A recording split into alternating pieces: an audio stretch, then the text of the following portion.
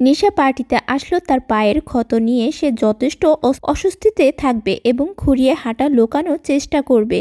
Police inspector Jeet Basu অন্তত চতুরতার সাথে নিশার হাঁটাচলা পর্যবেক্ষণ করবেন, যাতে বুঝতে পারেন তার পায়ের গুলি লেগেছে কিনা। দুর্জয় বাবু এবং শঙ্খ গোপনে জেতির একটি পরিষ্কার ছবি তুলে গ্রামের সেই পুলিশ অফিসারের কাছে পাঠানোর ব্যবস্থা করবে। গ্রামের পুলিশ ছবিটি দেখা মাত্রই নিশ্চিত করবেন যে এই মেয়েটি হরিদাস বাবুর বড় মেয়ে, যার ফলে জ্যোতির পরিচয় ফাঁস হওয়ার উপক্রম হবে। এদিকে ঋষি ব্যানার্জি সুস্থ ওঠার পর জ্যোতির প্রতি তার ভালোবাসা ও বিশ্বাস আরও বহুগুণ বেড়েই যাবে।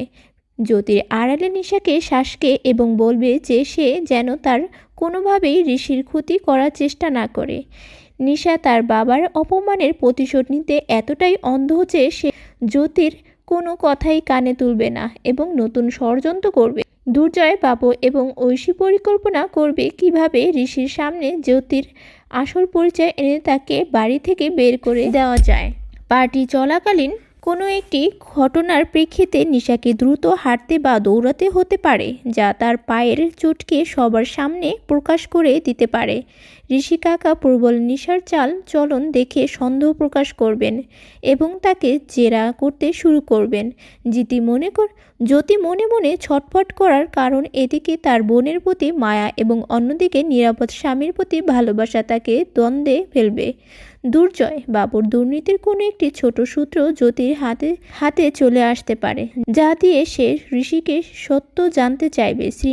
শঙ্খ যখন গ্রামের সত্যটি নিয়ে শহরে পৌঁছাবে তখন ব্যানার্জি পরিবারে এক বিশাল ঝড় ওঠার সম্ভাবনা তৈরি হবে। ঋষি কি পারবে জিতের পরিচয় জানার পর তাকে ক্ষমা করতে, নাকি দুর্জয় বাবুর চাল সফল হবে তা নিয়ে নাটকীয়তা বাড়বে। শেষ পর্যন্ত জ্যোতির নিঃস্বার্থ ভালোবাসা এবং নিশার চরম প্রতিহিংসার লড়াই আগামী পর্বে এক নতুন মোড় নেবে। জোয়ারভাটা আগামী পর্বে বোনের সাথে সব সম্পর্ক শেষ করলো জ্যোতি। কি ধরা পড়ে যাবে নিশা সত্যি? তো বন্ধুরা, আজকে কমেন্টে জানিয়ে দেও আমাদের এপিসোডটি কিরকম হলো। আর আমার ছোট্ট চ্যানেলটি লাইক সাবস্ক্রাইব করে পাশে থাকো বন্ধুরা।